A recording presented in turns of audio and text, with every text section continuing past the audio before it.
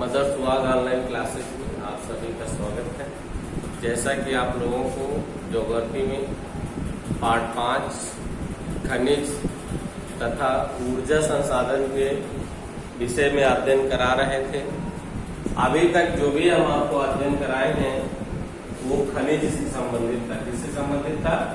खनिज से संबंधित था। लेकिन आज से जो अध्ययन शुरू कराएंगे वो ऊर्जा संसाधन के विषय में आज जानेंगे हम।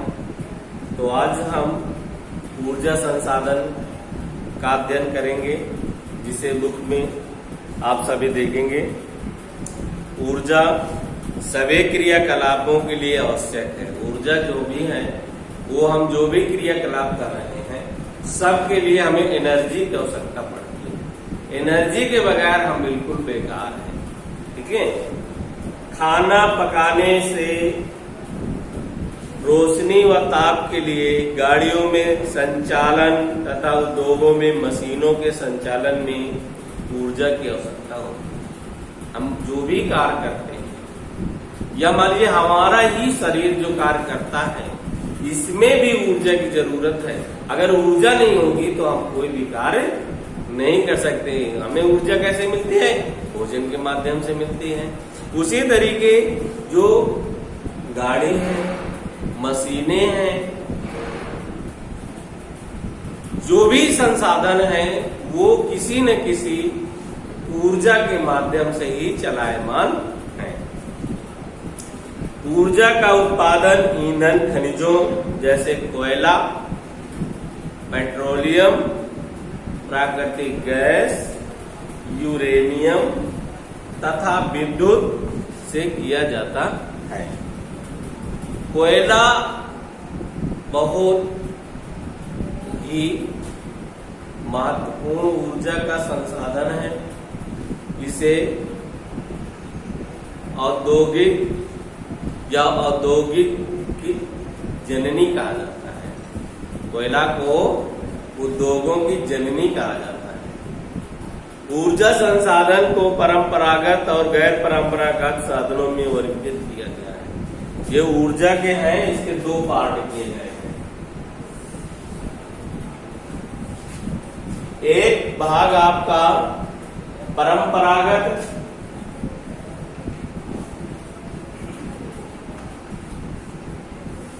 एक भाग आपका परंपरागत, दूसरा है गैर परंपरागत।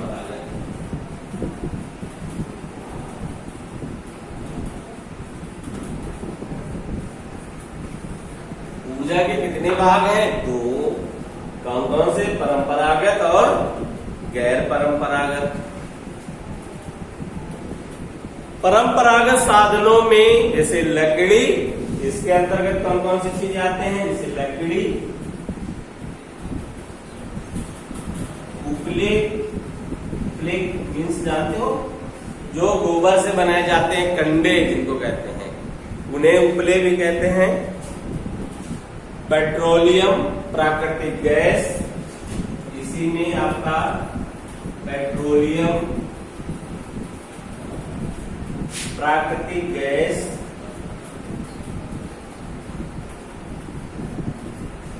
प्राकृतिक गैस तथा विद्युत, ये सारी चीजें क्या है? परंपरागत हैं। कौन कौन से? लकड़ी, उपले, पेट्रोलियम, प्राकृतिक गैस और विद्युत। ये हमारे क्या है? परंपरागत ऊर्जा के साधन हैं। और गैर परंपरागत समझ लीजिए इसी में, जैसे सौर, इसमें है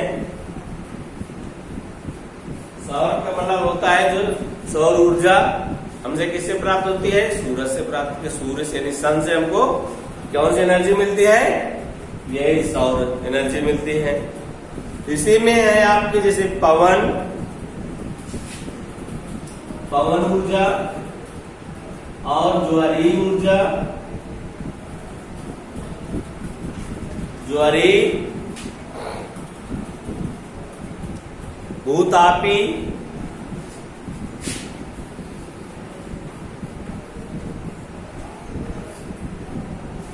भूतापी और आपको बायोगैस परमाणु ऊर्जा, ये जो ऊर्जा के संसाधन हैं ये गैर परंपरागत है। कौन कौन से? सौर ऊर्जा, पवन ऊर्जा, ज्वारीय ऊर्जा का मतलब जो ज्वार भाटा यानी समुद्र के लहरों से जो ऊर्जा उत्पन्न की जाती है उसे ज्वारीय ऊर्जा कहते हैं। भूतापी, परमाणु ऊर्जा और बायोगैस ऊर्जा, ये सारे साधन कैसे हैं? गैर परंपरागत साधन। परंपरागत साधन कौन से हैं? लकड़ी, उपले, पेट्रोलियम, प्राकृतिक गैस और विद्युत। ये आपको याद रखना है कि परंपरागत ऊर्जा के साधन और गैर परंपरागत ऊर्जा के साधन। क्लियर? आगे हम चलते हैं।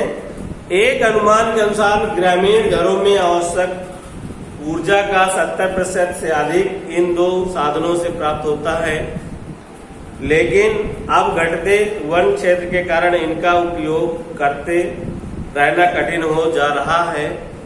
इसके अतिरिक्त उपलों का उपयोग भी हतोत्साहित किया जा रहा है, क्योंकि इससे सर्वाधिक मूल्यवान खाद्य का उपयोग होता है। जो इससे उपले यानी जो हम पशु के गोबर से उपले बनाते हैं, इसका भी अब ह्रास हो रहा है। धीरे धीरे ये भी समाप्त हो रहा है, क्योंकि इसका हम प्रयोग क्या करते हैं? खाद के रूप में करते हैं, खेतों में डालते हैं, जो अनाज उत्पादन में हमारे सहायता करता है। इसमें सर्वाधिक मूल्यवान खाद का उपयोग होता है, जिससे कृषि में क्या करते हैं? सहयोग करते हैं। परंपरागत ऊर्जा के स्रोत अभी हमने आपको बता दिया गया। इसी में जो आपका प्रमुख है इसके बारे में समझ लीजिए। इसको इरेज कर देते हैं, कुछ बच्चे ध्यान से देखेंगे।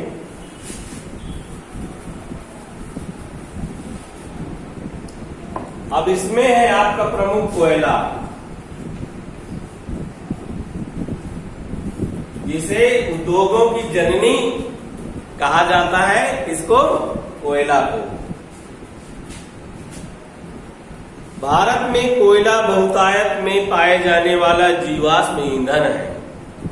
यह देश की ऊर्जा आवश्यकताओं का महत्वपूर्ण भाग प्रदान करता है। इसका उपयोग ऊर्जा उत्पादन तथा उद्योगों और घरेलू जरूरतों के लिए ऊर्जा की आपूर्ति के लिए किया जाता है। भारत अपनी वाणिज्यिक ऊर्जा आवश्यकताओं की पूर्ति हेतु मुख्यतः कोयले पर निर्भर है। आ गई वही बात फिर कि कोयला उत्पादन का प्रमुख साधन है। हम चाहे घरेलू वस्तुएं हो, चाहे जो कारखाने हैं, औद्योगिक क्षेत्र हैं, सभी की मूलभूत आवश्यकता कोयला ही है। इसका उपयोग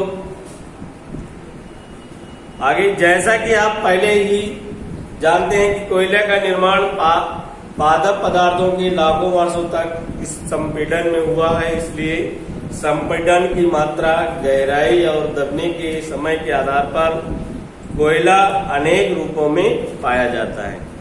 कोयला के जो प्रकार हैं, कोयला मुख्यतः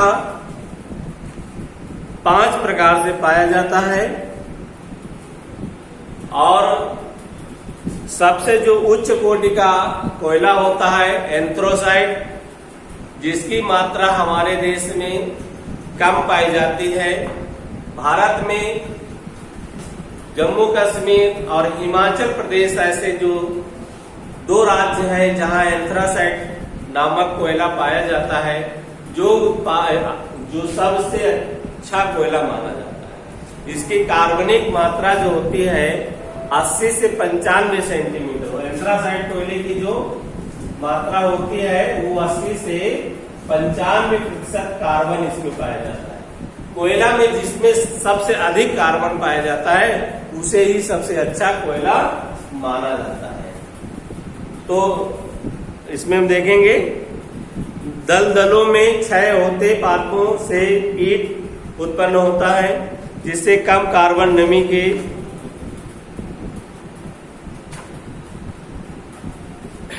निम्न ताप क्षमता होती है। लिग्नाइट एक निम्न कोटि का भूरा कोयला होता है, और जो आपका लिग्नाइट कोयला होता है वो बिल्कुल निम्न कोटि का होता है।